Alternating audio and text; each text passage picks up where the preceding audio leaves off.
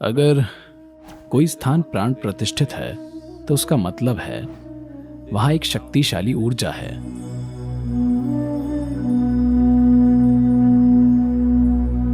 वहां आपको अपने पैरों को ऐसे खोलकर नहीं बैठना चाहिए, इससे आपको कई तरह के नुकसान हो सकते हैं।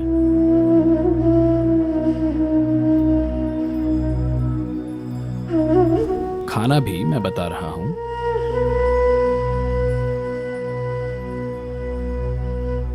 अगर आप खड़े होकर खाना खाते हैं तो ये कई तरीकों से नकारात्मक है।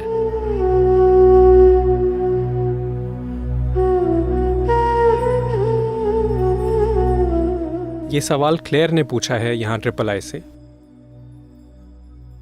नमस्कारम सद्गुरु। हम अपने पैरों को लिंग या दूसरी प्राण प्रतिष्ठित वस्तुओं या लोगों से दूर क्यों रखते हैं? क्या ये बस सम्मान देने के लिए होता है या इसका कोई वैज्ञानिक आधार भी है? तो आजकल वो ऐसा कर रहे हैं कुछ लोग। आप जानते हैं, पश्चिमी संस्कृतियों में जब आप किसी से मिलते हैं तो आप हाथ मिलाते थे, पर अब वायरस की वजह से वो छूना नहीं चाहते, तो कोई कोहनियां मिला रहा है, कोई पैर मिला रहा है। तो ऐसा होने लगा है क्लियर, आपको निराश होने की जरूरत नहीं है। ऐसा होने लगा है, लोग एक दूसरे के पैर हिला रहे हैं। पर क्यों? अगर कोई ऊर्जा की स्थिति हो तो आपको हमेशा पालथी लगाने के लिए कहा जाता है, ना कि उस दिशा में पैर करने के लिए। सम्मान वाली बात इसी का एक नया तरीका है। इसकी मूल वजह यह है कि आप अपनी ओर आती हुई चीजें कई अलग अलग तरीकों से प्राप्त कर सकते हैं। योग के हिसाब से हमें हर चीज जीवन के ऊंचे पहलुओं से प्राप्त करनी चाहिए। आप अनाहत चक्र जानते हैं, जो 2 त्रिभुज या ट्रायंगल का मिलन है। उसके नीचे मणिपूरका, स्वाधिष्ठाना और मूलाधार चक्र हैं, जो जीवित रहने की प्रक्रिया के विभिन्न पहलुओं से जुड़े हैं। जीवित रहना, बच्चे पैदा करना और जीवन को चलाते रहना, सभी जीवन चलाने से संबंधित चीजें। यहां पर 2 ट्रायंगल एक दूसरे को काटते हैं क्योंकि ये परमानंद है, ये आत्मज्ञान है, ये शक्ति है, ये प्रेम है, और ये भाग 2 ट्रायंगल्स यहां मिलते हैं। जब कोई जगह प्राण प्रतिष्ठित होती है तो इसका मतलब है वहां एक शक्तिशाली ऊर्जा है जिसमें आपको रूपांतरित करने की क्षमता है।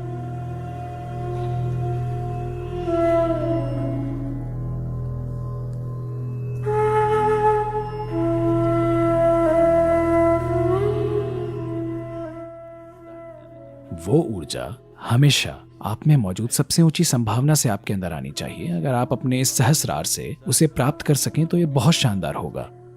इसी वजह से जब भी भारतीय लोग मंदिर में जाते हैं, सबसे पहले वो इसको खुला रखना चाहते हैं, वो इसे गीला रखते हैं। शक्तिशाली मंदिरों में, ध्यानलिंग में भी उन्हें बताया जाता है, लोग खुद को गीला करते हैं, उनका सर गीला होता है, क्योंकि वो उम्मीद करते हैं कि ऊर्जा यहां प्रवेश करेगी। ये नहीं हो पाया तो यहां की उम्मीद नहीं हो पाया तो वो ऐसा करेंगे, इस उम्मीद में कि ये काम करेगा। कुछ भी नहीं हो पाए फिर वो ऐसा करेंगे। पर वो यहां नहीं जाना चाहते, क्योंकि ये बस जीवित रहने की प्रक्रियाएं हैं। हम उन्हें बढ़ाना नहीं चाहते हैं। हम जीवन के दूसरे आयामों को बेहतर बनाना चाहते हैं, जिससे हमारा जीवन विकसित होगा। सिर्फ किसी और से बेहतर जीवन, जीवित रहना काफी है, जीवित रहना जरूरी है, पर किसी दूसरे से बेहतर जीना जीवन का लक्ष्य नहीं है।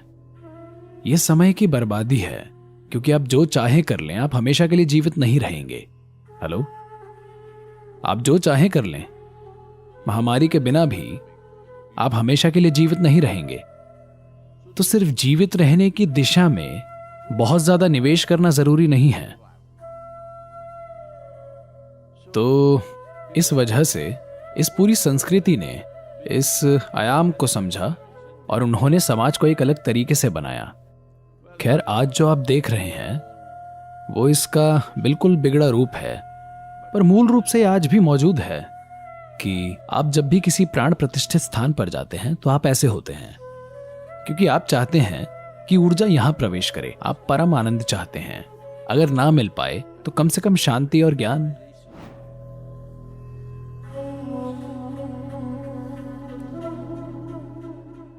संतुलन और दुनिया में मौजूद हर प्रकार का जहर आप में प्रवेश ना करे, ऐसी आजादी होनी चाहिए। तो मूल रूप से आप चाहते हैं कि शरीर का ऊपरी हिस्सा अनाहता से ऊपर ऊर्जा के लिए खुला हो। किसी प्राण प्रतिष्ठित स्थान के आगे आप अपने पैरों को ऐसे खोलकर नहीं बैठना चाहते, क्योंकि ये आपकी ओर बिल्कुल अलग तरह की ऊर्जा को आकर्षित करेगा और ये आपके लिए बिल्कुल अलग तरीके से काम करेगा, जो जरूरी नहीं कि आपके लिए फायदेमंद हो। इससे आपको अलग अलग तरीकों से नुकसान पहुंच सकता है। यही वजह है कि जब ऐसे स्थान पर बैठते हैं जिसे आप शक्तिशाली मानते हैं, वहां आप हमेशा पालथी लगाकर बैठते हैं, क्योंकि आप अपने शरीर के निचले हिस्से को बंद करना चाहते हैं। अगर आप ऐसा करते हैं तो एक तरह से आप दूसरे इंसान के लिए बंद हैं, है ना? हेलो महिलाएं, आप ये जानती हैं, मान लीजिए कोई आपसे बात कर रहा है, मान लीजिए कोई अजनबी आया है, एक आदमी आपसे बात कर रहा है, क्या आप उससे ऐसे बात करेंगी? हेलो। कुछ महिलाएं आजकल ऐसा कर रही हैं क्योंकि वे सोचती हैं इसमें गलत क्या है। कुछ भी गलत नहीं है, बस आप अपनी ओर एक खास तरह का ध्यान आकर्षित करेंगी। अगर वो आदमी सभ्य है तो वो ऐसा करेगा, अगर आप भारतीय हैं तो, वरना आप हेलो बोलकर शायद हाथ मिलाएंगे। और अगर वो अजीब मूड में है तो आप कहेंगी हाँ या ना? क्योंकि आप जानते हैं, शायद आप तार्किक रूप से ना जाने, पर आप स्वाभाविक रूप से जानते हैं कि किस तरह के हाव भाव आपकी तरफ कैसा ध्यान आकर्षित करेंगे, है ना? हेलो, आप जिस भी कल्चर में पले बड़े हों, आप स्वाभाविक रूप से हमेशा जानते हैं, क्योंकि ये शरीर में होता है। ये ऐसी चीज नहीं है जो हमारे मन में होती है, कुछ चीजें शरीर में होती हैं। तो कुछ सभ्यताओं ने बहुत सचेत रूप से मुद्राएं या शरीर के तौर तरीके विकसित किए हैं कि ये चीज ऐसे करें, ऐसे बैठें। ये बहुत बहुत महत्वपूर्ण है। खाने के सामने भी मैं बता रहा हूं, जब आप खाने बैठते हैं तब एक अच्छी बात यह होगी कि आपके और आपके शरीर के निचले हिस्सों के बीच एक टेबल हो। पर अगर आप बैठकर खाना खाते हैं और टांगे खुली रखते हैं, जैसे कई लोग खड़े होकर खाते हैं, अगर आप खड़े होकर खाते हैं तो इसके कई नकारात्मक पहलू हैं, क्योंकि आपको समझना होगा कि भोजन की इच्छा सिर्फ आपके मुंह में नहीं है, पूरे शरीर में है, पूरे शरीर में। लोग कहेंगे, ओह ये कोई वैज्ञानिक सत्य नहीं है, क्या मेरी नाभि में या फिर मेरे गुप्तांगों में भोजन की इच्छा है? हाँ है, शायद आप समझ ना पाए, पर शरीर के हर अंग में भोजन की इच्छा है, पर उसे इसी मार्ग से गुजरना होगा, है ना? हेलो, इसी तरह हमारे शरीर में कई दूसरी लालसाएं हैं और उन्हें भी सही रास्ते से जाना चाहिए, तभी ये जीवन अच्छे से काम करता है, वरना आप जीवन को तोड़ मरोड़ देंगे। तो जब भी आप एक शक्तिशाली रूप देखते हैं तब पालती लगाना बहुत महत्वपूर्ण है, और भोजन भी। भोजन एक बहुत शक्तिशाली चीज है। हेलो,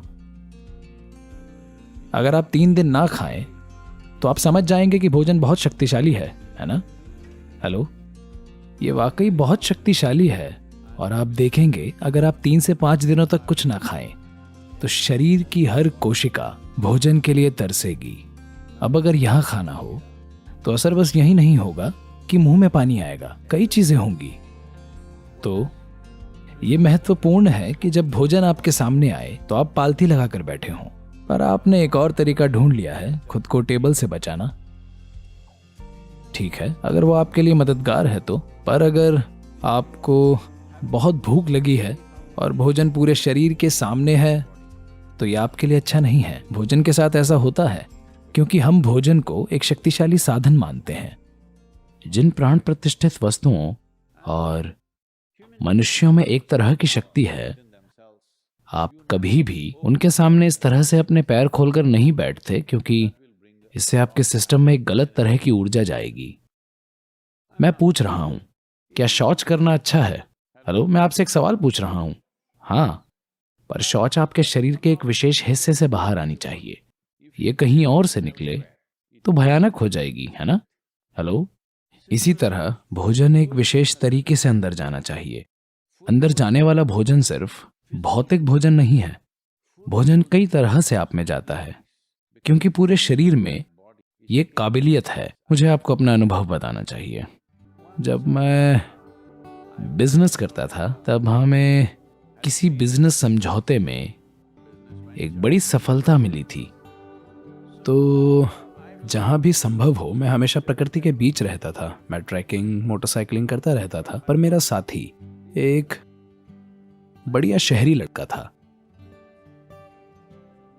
तो हमने तय किया था कि हम एक ऐसी जगह जाएंगे जहां एक तालाब हो, एक बांध हो और एक बड़ी झील भी, और कुछ छोटी पहाड़ियां।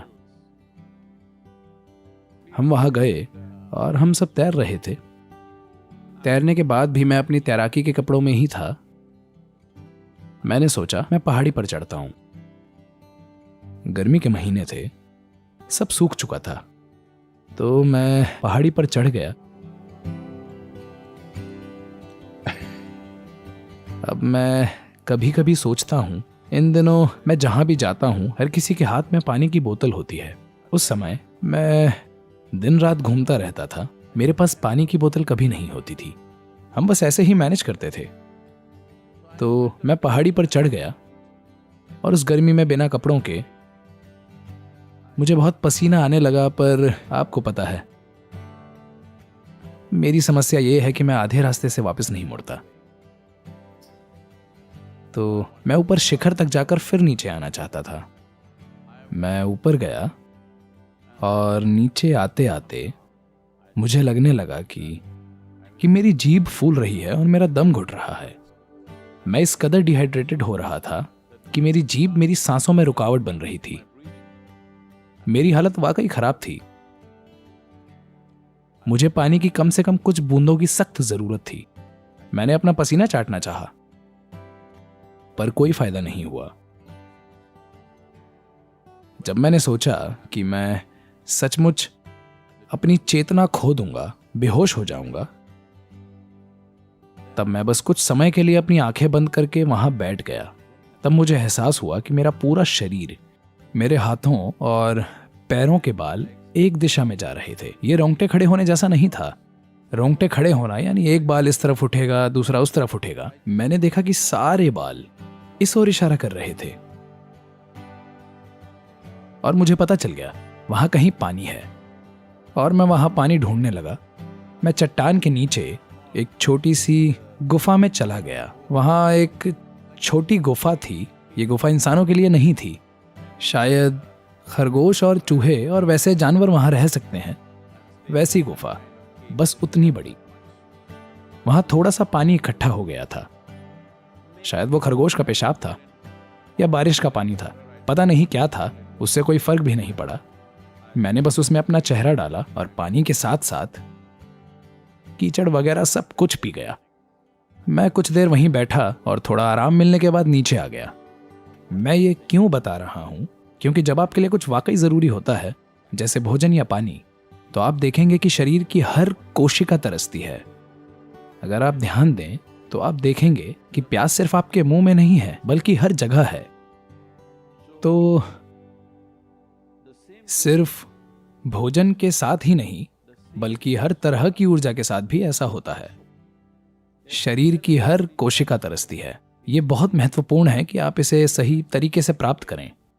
तो जब भी आपको लगता है कि कोई शक्तिशाली जगह है, तो हमेशा बैठते समय पालथी लगाकर बैठना बेहतर है। ऐसे मत बैठिए।